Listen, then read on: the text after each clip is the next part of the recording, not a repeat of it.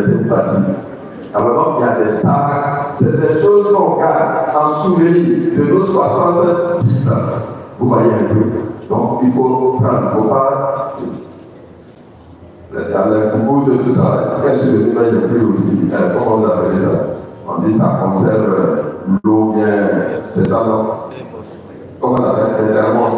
Voilà, bien joli, en bois ciré, façon. Ah, il n'y a plus pour moi. Bon, donc chacun prend un peu pour garder le souvenir de nos 70. Alors donc ça sera un moment de grâce et de bénédiction. Voilà, un moment de grâce et de bénédiction. Voilà, donc ceci étant, on va maintenant entrer dans la compréhension des textes. Dans la première lecture, il s'agit du Deutéronome. Et l'auteur biblique met ces paroles sur les lèvres de notre patriarche Moïse. Vous savez que le peuple de Dieu était dans le désert, en souffrance. Dieu fait son projet avec eux. Il décide de les sortir de l'Égypte pour les amener vers une terre de bonheur, qu'on appelait la terre promise. Dans ce cheminement-là, il y a eu des hauts et puis il y a eu des bas. Il y a eu des récriminations, il y a eu des moments intenses de joie. Il y a eu des moments où se sont séparés les deux, le veau d'or, vous vous rappelez, où Moïse s'est fâché à son retour, etc., etc. Mais c'est un cheminement. Voilà. La vie spirituelle est un cheminement. C'est pas parce qu'aujourd'hui là, tu es propre, tu es sain, tout marche bien pour toi. Quand tu pries Dieu, t'exauces, que tu vas dire que c'est mieux que l'autre. C'est un cheminement. Peut-être pas à un moment donné, quand tu t'es appliqué. Et puis lui que tu.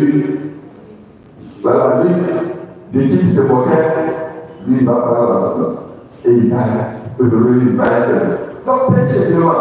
Chacun a son temps, chacun chemine. Mais ce qui est important, c'est que dans ce cheminement-là, quand tu vis, il faut prendre conscience. C'est ça qui est important. Oh, il y a certains quand ils vivent, ils préparent qu'on a dit non, je suis déjà à faire quoi? Tout le monde fait comme ça. Non, c'est pas tout le monde fait comme ça. Voilà. Alors, dans ce cheminement-là, Moïse, bien sûr, à travers, il est le porte-parole de Dieu, il fait le porte-parole de Dieu. Il dit, mon peuple, on a vécu beaucoup de choses. Maintenant que bientôt nous serons sur la terre promise, je vais vous donner des commandements, des décrets et des préceptes à garder. Parce qu'on a l'impression que Dieu il sera plus présent comme il était dans le cheminement au désert. Il va se faire un peu absence. Alors, pour que le peuple d'Israël sache qu'il est toujours là, il va se faire quoi? Il va se faire présence à travers les commandements, les décrets, les préceptes dans nos Seigneur. Après la fin que Moïse insiste pour dire, il faut les respecter. Si vous les respectez, Dieu sera avec vous. Dieu sera dans votre vie, dans votre cœur. Effectivement, frères et sœurs, quand on respecte les commandements, les préceptes du Seigneur, Dieu est présent. Et tu marches en paix. Tu as la conscience tranquille. Parce que tu sais que le pas que tu poses est conforme à ce que Dieu a parlé de toi. Mais quand tu n'es pas en conformité avec les commandements du Seigneur, toi-même tu es inquiet. Ce n'est pas quelqu'un qui te dit, toi-même tu es inquiet. Parce que Dieu a mis cela dans le cœur et la conscience de l'homme. Regardez, quand un enfant volé, quand son papa lui-même il tremble.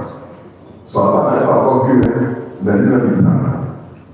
Vrai ou faux? Et chacun de nous fait l'expérience. Vous voyez un peu? Chacun de nous fait l'expérience. Quand tu n'es pas en conformité avec la parole de Dieu, tu es inquiet. Toi-même, tu es troublé intérieurement.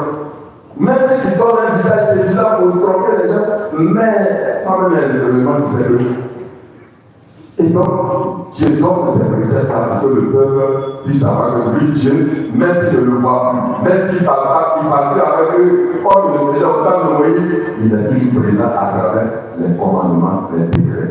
Et deuxième chose, c'est qu'il dit, si vous respectez ces commandements-là, non, votre étoile va briller aux yeux des autres.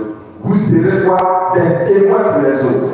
Ceux qui vous entendent diront, c'est un peuple sage, c'est un peuple intelligent. Mais parce que vous avez les commandements et les décrets du Seigneur qui vous éclairent, qui vous accompagnent tous les jours de votre vie. Donc, autrement dit, quand Dieu est présent en toi, quand tu acceptes la présence de Dieu,